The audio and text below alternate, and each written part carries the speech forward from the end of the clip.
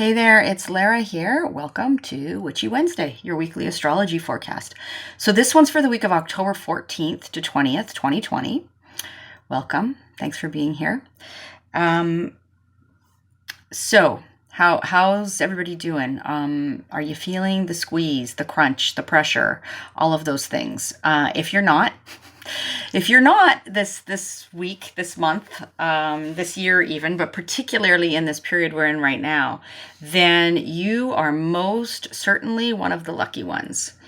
And there's no doubt that you're at least witnessing the pressure in the external world, right? If you're not feeling it yourself. If you are somebody who has planets, significant placements in the cardinal signs in particular, and in, particularly near the latter degrees of the cardinal signs, you're getting really squeezed this year. And this new moon in Libra that's happening is a real, it's a turning point in many ways, an initiation, if you will. So, Libra is a cardinal air sign, right? And so that's where this new moon that we're going to talk about in this video, for the most part, is happening. And then, of course, everything that's been going on in Capricorn this year, right? Another cardinal sign, cardinal earth. So, and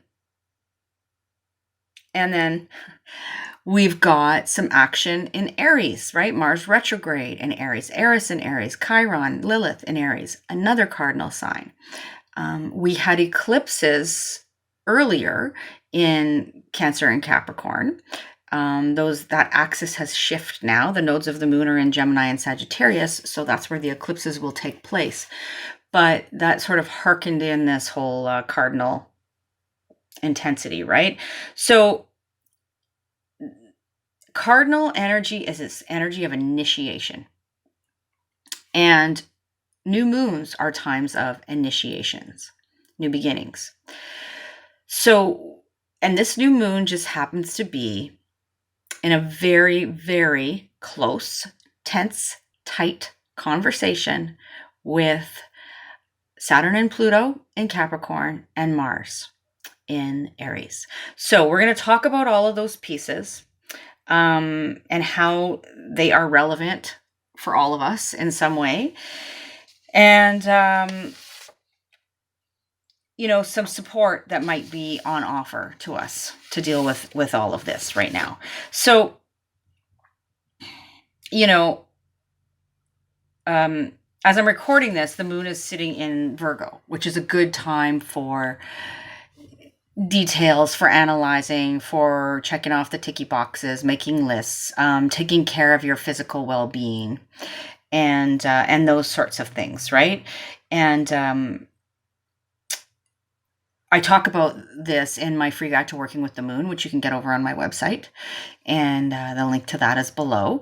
So you can go grab that if you want and you haven't yet. And then, once the moon moves out of Virgo, tomorrow she's going to enter Libra and preparing for that new moon that's happening on Friday in Libra. And then she'll leave Libra and enter Scorpio, where she will have some contact there with Mercury retrograde, right? And eventually the sun, which is entering Scorpio next week. And then the moon will enter Sagittarius on Monday. So that's where the moon is at. And this video, like I said, we're going to really focus on the new moon that's happening in Libra on Friday. And there's so many things coexisting with that are very, very relevant. So I'm going to show you the chart right off the hop here because I think you're going to get a visual without me even pointing it out to you of what's going on here. So here's the chart for the new moon, which is happening on Friday, October 16th, 3:31 p.m. Eastern time. So you can adjust accordingly. And it's happening between 23 and 24 degrees of the cardinal air sign of Libra. So there's the moon and the sun, which are coming together, as they always do at a new moon, to initiate something, right? To conceive of something, to birth something new. And then you can see this big old red triangle, right? This is energy that's inflamed. It's in tension. It's very dynamic. It requires action on some level to discharge the energy.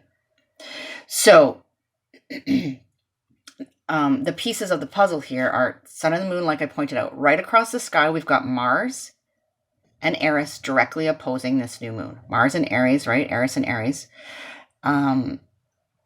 Lilith and Chiron are also there, but they're a little bit further away. So there's that opposition, which is very tense.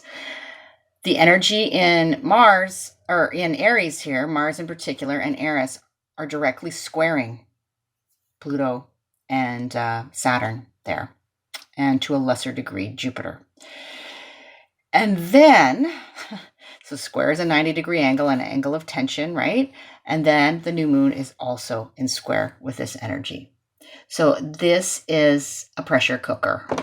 And you'll notice that 23 degrees is exactly between Saturn at 25 and Pluto at 22. So the square is sandwiched right between the square of the new moon, right, to this energy, sandwiched right between Saturn and Pluto, who are the major players this year, the defining energies of 2020. Okay. I also want to point out to you, Mercury retrograde in Scorpio, directly opposing Uranus in Taurus. I mean, it's a couple of degrees away at the time of the new moon, but it's kind of moving back and forth because of the retrograde, right? That will, I talked about this in last week's video. And then we've got Neptune in Pisces. I'm pointing this out for a reason. And we have Venus down here. Down here in Virgo. All right, pointing that out for a reason. Oh, and one more thing I want to point out. North Node in Gemini and the South Node in Sagittarius up here. So those are the things I want to take note of. I know that's a lot, but it's mostly that tense dynamic triangle, right? Of that of the T-square to the energy in Capricorn. So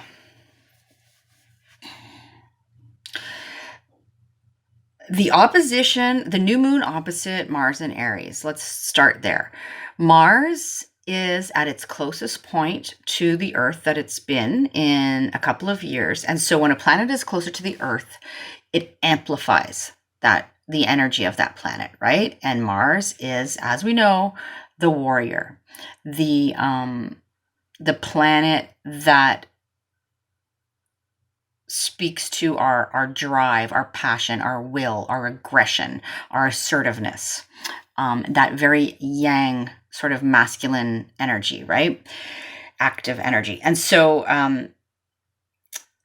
that's amplifying that energy of Mars, and it's in this this tense conversation with the new moon. There's a push and pull going on there with an opposition and a need for balance, which is a key word when we're talking about a Libra new moon.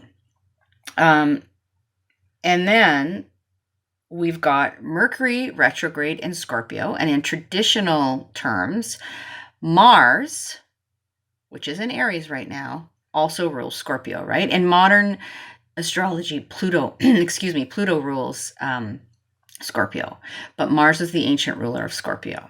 So there we've got even further amplification of that energy. And one thing I wanted to mention to you quickly here, just to take note of, because I didn't mention it in last week's video where I did talk about the Mercury retrograde and the opposition to Uranus, is that this Mercury retrograde bears a striking resemblance to the Mercury retrograde that happened back in, I think it was the 2000 U.S. election, where we had, Bush and Gore, and there was questions about who really won, and there was delays in terms of the results and all of that, right? So it is very likely that this we'll see a similar vibe going on with this election. Oh, hopefully I'm wrong, but I'll leave it at that. So the Mercury retrograde's going on at the same time, right? And there's this tension between Mercury and Uranus. If you want to know more about that, listen to last week's video. I don't want to spend time rehashing that here, but I did want to bring that piece up with you. So let's talk about Libra a little bit, seeing as this is a new moon in Libra, right? Typically, new moons are about beginning something new, initiating something new. This new moon is, I'm hearing a lot of people say, a lot of astrologers say, this is not the time for new beginnings, like for your own personal new beginnings. I understand what the rationale behind that is. And I don't think it's an ideal time for you to say, launch into a big, like a new business or something like some big new chapter. However, if that's the way life's playing out for you, then that's the way it is, right? So, that's okay. Just be mindful. There may be some challenges here. But what I will say is that this is an initiation. It's an initiation. 2020 is an initiation for all of us. Some of us more than others, but a new moon in a cardinal sign in this pressure cooker situation is most definitely an initiation. What that is going to look like, remains to be seen, I guess. But we are in this energy of, like I said, conceiving something new, initiating something, some kind of new beginning is happening, whether we are directly involved in it or engaged in it or not, or whether we have a choice in it or not, right? That kind of thing. So ultimately, Libra is a sign that seeks balance and harmony and justice and peace and equilibrium, right? That's what Libra strives for and craves. And, doesn't that sound lovely? Of course, that's what we all ultimately want for ourselves, for our families, ideally for the world, right? The thing is that sometimes equilibrium and balance and peace and harmony and justice and all of those things are not easy to achieve, right? It's not like we can just give a wink and a nod and everything's smoothed over. That's not the kind of Libra new moon this is. It takes skill to walk this particular tightrope, right? And Libra, in its sort of optimal state, possesses that skill. It really takes some keen insight, some keen intellect, and also strong intuition, instincts, all of this kind of thing, to really be able to navigate these turbulent skies, right? Because Libra's an air sign, so the image of turbulence, if you've ever been in a plane when there's turbulence, that's kind of what this is like. And it also requires patience, maybe a lot of deep breaths and maybe some compromise, that kind of thing, to ultimately to regain the equilibrium, to achieve the peace, the harmony, to negotiate the best outcome, all of this kind of thing. So I was thinking about some real life examples of who fits in, not necessarily people, but skill sets, right? Professions, that sort of thing. Who fits into this category of having to have these well-honed Libra skills. And I was thinking about mediators, for one. Supreme Court justices, emergency responders, hostage negotiators, parents or teachers, or anybody who's had to, who finds themselves trying to navigate some kind of conflict or smooth over a conflict. Even, people who are in relationship to, narcissists, to addicts, that kind of thing, where you need to be able to read the situation, to read the room, to respond accordingly, to tread very lightly in some scenarios, right? To know what to say and when to say it and how to say it, and still be in your integrity. So if the person or people responsible in those situations, right, is not, doesn't deal with it well, then things go to hell in a handbasket real quick. So, and we may all have been in or witnessed those kinds of situations, right?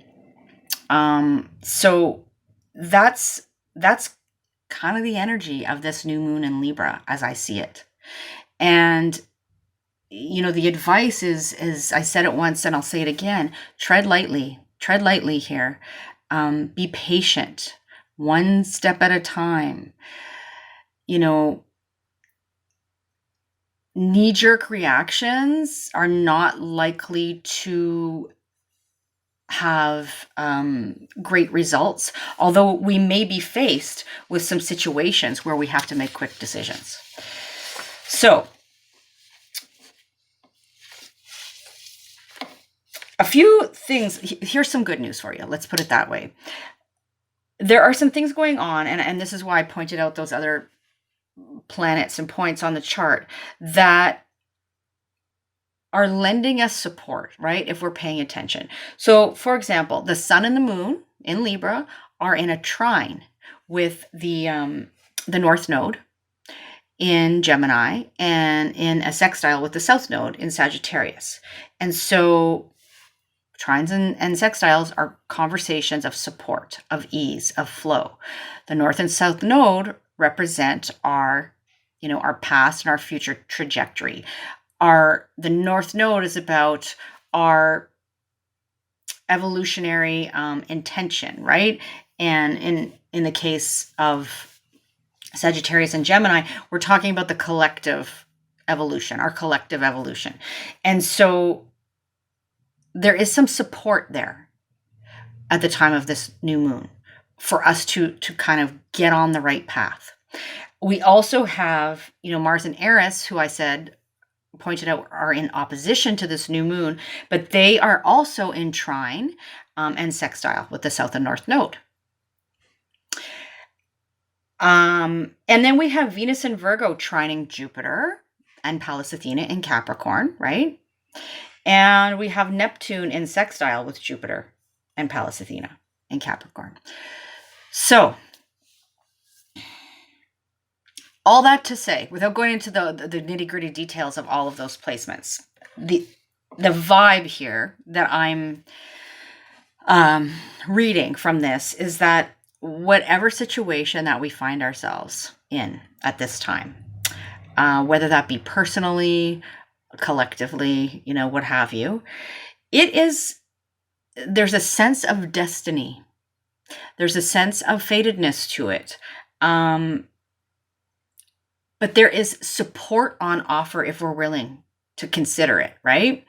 And that may require a different perspective, a different approach, a real ability to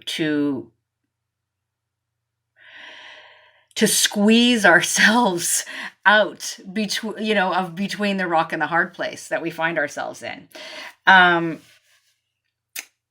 really think that this particular lunation, this new moon, this month of October, this year of 2020, But particularly, we're at that point, like I said at the beginning of the video right now, where it's like the fulcrum, right?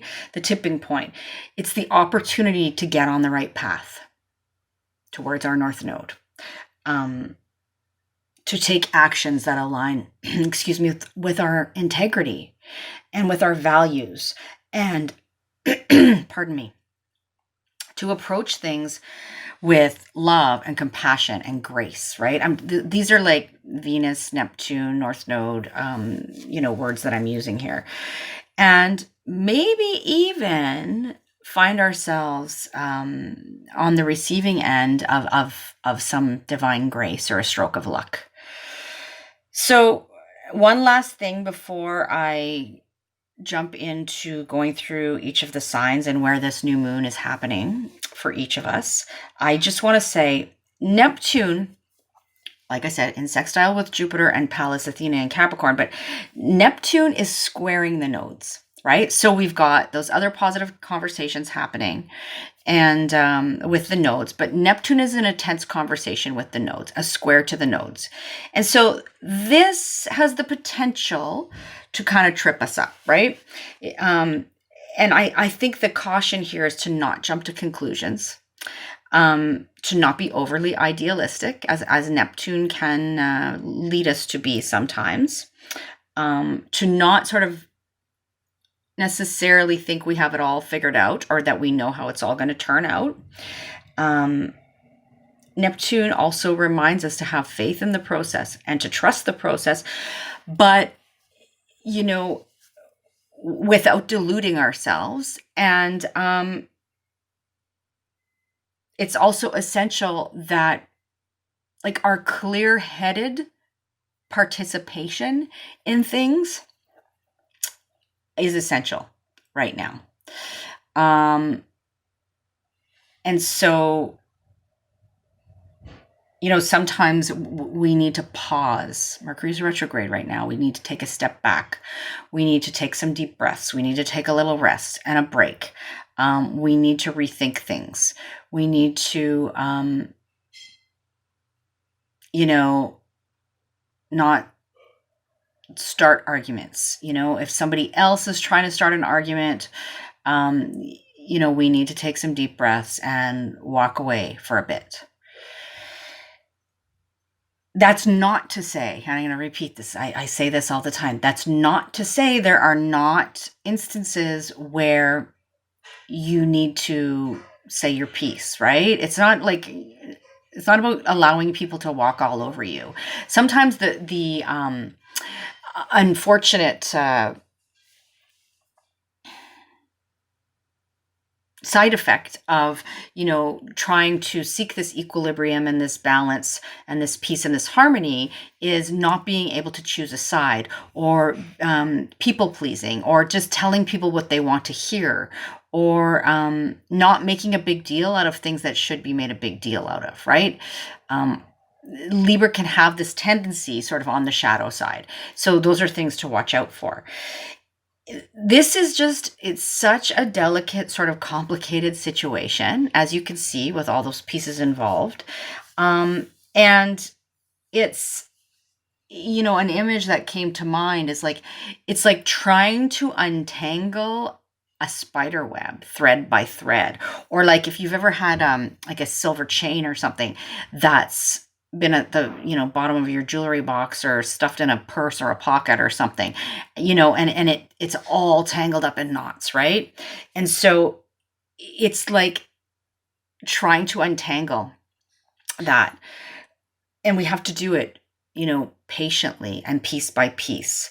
And we might need the help of a magnifying glass, right? And some good lighting. We got Mercury retrograde in Scorpio there, and the sun about to move into Scorpio.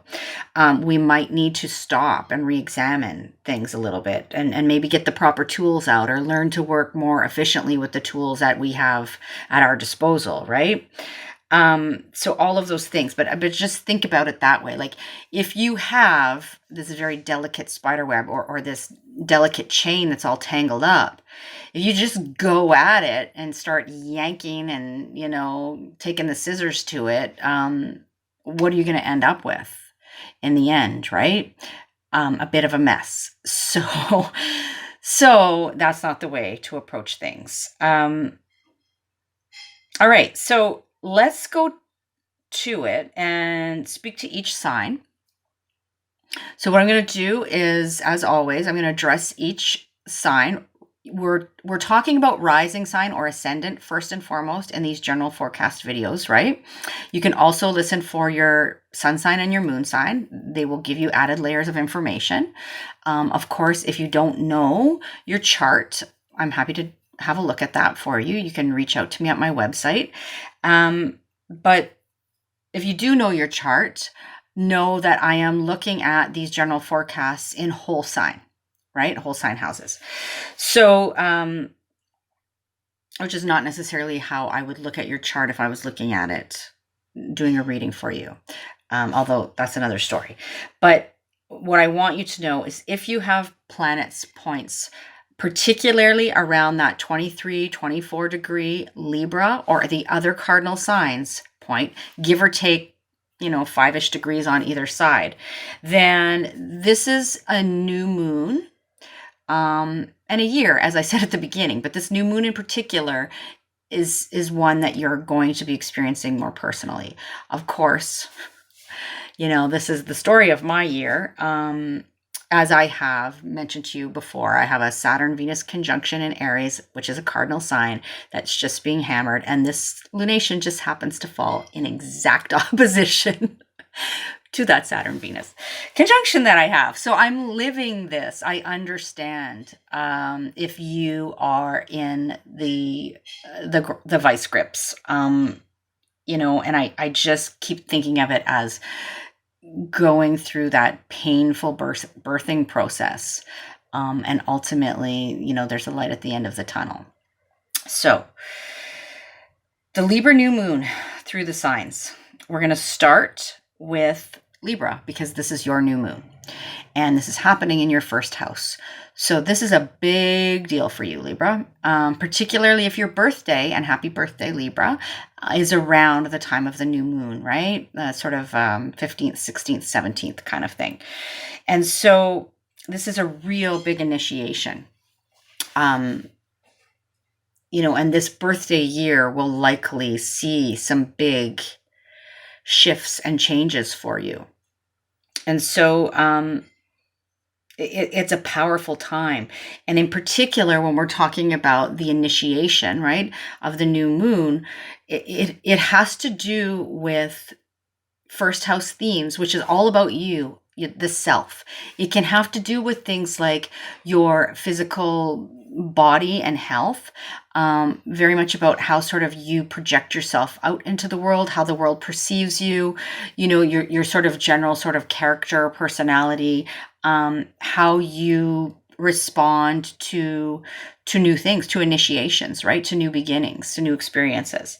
So it can impact your life in many ways. And take note of what's transpiring at the time of this new moon. And we are really looking to you, Libra, as an example of how to navigate these, as I use the phrase, turbulent skies, right? And we're looking to those really important, valued, optimal Libra qualities of being the expert negotiator and moderator and mediator and all of that, right? To seek that equilibrium and the balance. So that's for you, Libra. Next, we have Virgo. So Virgo, for you, this initiation is happening in your second house of your personal resources, which has to do with your money, your time, your energy, your sense of self-worth, what you value, what you place importance on, how you sustain yourself. And there is a real sense of something new needs to happen, wants to happen, has to happen, wants to be initiated in relation to these themes, but it's not easy. I'm speaking from experience. I'm a Virgo rising. Like I said, I have a Saturn Venus conjunction right across the sky from this lunation. Exactly. I'm feeling the pinch here. So, but it's a real sense of the opportunity to initiate some very powerful changes and new beginnings in relation to those second house themes, right? That I mentioned. So that's for you, Virgo. Next, we've got Leo, excuse me, Leo rising, Leo sun, Leo moon. And this new moon in Libra is sitting in your third house. So this has to do with your communication style, all things communication. It has to do with, in a practical sense, themes around marketing, communications, potentially, commerce, anything that has to do with exchange of information, anything related to your sort of immediate environment and the people in it, right? We think of people like our siblings, our cousins, our neighbors, our community members, our peers, our teammates, this kind of thing, as being related to the third house. The third house also relates to short distance travel, so our mobility in that sense, and things that would fall into the category of early learning, right? Or learning the basics kind of thing. And so this is where this powerful initiation is happening for you at the time of this new moon. So listen to the intro, please. Keep in mind all those things I said to help you get a sense of what this is about and sort of how to navigate and approach it, right? We're asking ourselves, what would Libra do if Libra is operating at its optimal state in this situation? Okay, that's for you, Leo. Next, we've got Cancer. So Cancer, for you, the new moon is happening in your fourth house, which is home for you, right? Cancer is at home in the fourth house. And so the initiation process, this new beginning is happening surrounding themes of home, family, place of living, real estate, your emotional security needs, parents, most notably usually mother figures or nurturing female figures in your life. So there is this initiation process going on here for you in regards to these themes. And there's a lot of tension. It can be very dynamic and require a lot of, require a balancing act, a finely tuned balancing act to move through these turbulent skies, right? But there is some support there. So definitely listen to the introduction if you haven't done that yet, Cancer. All right, moving on to Gemini. Okay, Gemini. So Gemini rising, Gemini sun, Gemini moon. The new moon is happening in your fifth house. So this initiation is taking place in relation to things that involve children in some way, shape, or form. Anything you create, any kind of sort of creative project or self-expression, what sparks joy for you, what brings you pleasure, how you have fun in life, these sorts of things. And so there is something new that wants to happen, needs to happen, that you're being initiated into, right? With this Libra new moon. And it can feel crunchy. It can feel uncomfortable, but ultimately, it's in your best interest and there is some support on offer, right? So that's for you, Gemini. And we're going to move on to Taurus now. So Taurus rising, Taurus sun, Taurus moon. For you, Taurus, the new moon is happening in your sixth house. So some initiation rite, some rite of passage is going on in relation to sixth house themes, which are things surrounding health, illness, your daily routine, the things you do on the day-to-day work, that can be paid or unpaid work, relationships with people that are not on an equal playing field. So employer is an example that I often use in that scenario. It can have to do with pets. It can have to do with how you are in service, right? So these are the themes being triggered. And this initiation process is being highlighted in relation to those 6 house themes. So please listen to the introduction, because it gives you, it fleshes all this out and tells you that, there's some opportunity here for us to kind of get on the right path. And for you in particular, that would be in relation to those 6 house themes. Okay, so next we have Aries. Aries, for you, the new moon is happening in your 7th house. 7th house is your house of one-to-one relationships, right? Close personal relationships. This can be significant others.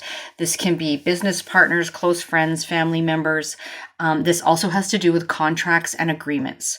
And this can have to do even with known rivals in the 7th house as well. And so for you, there is a rebirthing, an initiation, some kind of new beginning that is being stirred up in relation to these themes, right? And the finely tuned skills of Libra are what's required to navigate this situation for you, which I mentioned in the intro. So that's for you, Aries. Next, we've got Pisces. Pisces, for you, the new moon is happening in your 8th house, right? So a big initiation, some kind of new situation, new approach being asked in relation to other people's resources. So this can involve all kinds of things, from, your partner's money to taxes, insurance, debt, wills, money that comes in through outside sources, even clients. It can have to do with how you are entangled with others, right? Intimate connections, intimate relationships. It has to do with those sort of deep psychological experiences that we have, and our psychological wounding and healing. So for you, Pisces, this is where the initiation is happening for you, right? That can be a bit intense, but you're being asked to really use, what would Libra do in this situation? And I spoke about that in the intro, so definitely listen to that. All right, next we've got Aquarius. Aquarius, for you, the new moon is happening in your 9th house. So this is some kind of initiation regarding things that revolve around your philosophy, your belief system, your worldview, higher education, publishing, teaching, learning. Also having to do potentially with what you learn and experience through foreign people and places, sometimes long distance travel. So for you, Aquarius, this initiation, right, is revolving around those themes, and you're being asked to navigate it with the skills of Libra. And I talked about all of that in the introduction, so definitely listen to that, and that will make more sense to you if you haven't yet. Okay, next we have Capricorn. So Capricorn, for you, the new moon's happening in your 10th house, which is your home house. And the 10th house speaks to your public reputation and status, your career, the legacy you wish to leave. It has to do with parenting, and most notably, often authoritative parenting figures. Usually we think of this as father figures, but it can have to do with your relationship to your own authority as well. So these themes are what's being highlighted for you at the time of this new moon, and there is some kind of initiation process going on in relation to these themes in your life, Capricorn. It can feel, you're under a lot of pressure this year. It can feel really tense, but very powerful at the same time, right? So tread lightly, and you will get to the other side, to the light at the end of the tunnel. All right, next we have Sagittarius. Sagittarius, for you, the new moon in Libra is happening in your 11th house. So the initiation process of this new moon happens in relation to things that have to do with like friendship groups, the collective, potentially humanitarian efforts, clubs, associations, networks. Networking can be online groups as well. Your hopes and dreams for the future, and the people that can help you get there, and the people that are walking the same path as you. So this can feel like a bit of a squeeze, a tense point. However, there is some big opportunity here, and there is some support on offer here as well. And so listen to the intro for more on that, Sagittarius. Okay, and last but not least, in this case, we've got Scorpio. Scorpio, Mercury's retrograding through your sign right now, right? But you're no stranger to digging deep and, really probing the depths of a situation. And it just so happens that the new moon in Libra is happening in this house, your 12th house, which is an initiation, right? We talked about this concept of initiation in relation to this new moon in particular. And it has to do with your, the unseen things in your life, things that go on behind closed doors, potentially your mental health and well-being, how you sabotage yourself. It can have to do with, sometimes this can have to do with, hidden enemies, meaning people that are maybe trying to sabotage you that you're not really aware of. It can have to do with institutions that are behind closed doors. So hospitals, ashrams, hospices, detention facilities, rehab facilities, these kinds of things. This can be about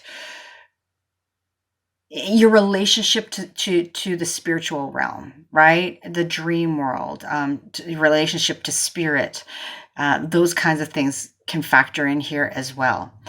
It's a really good time to rest, to think about, maybe starting some new kind of routine around how you spend time in solitude, rest, reflection, recovery. That's important for you right now.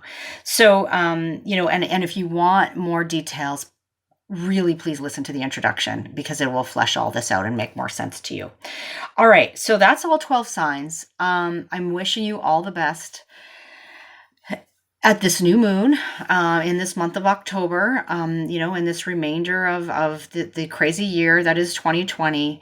And just remember to breathe, and in this particular instance, really think about, like we talked about in the beginning, those Libra qualities, right? Libra operating at its optimal, and how we can use that to help us navigate these turbulent skies. All right, take good care, and I will talk to you next week. Bye for now.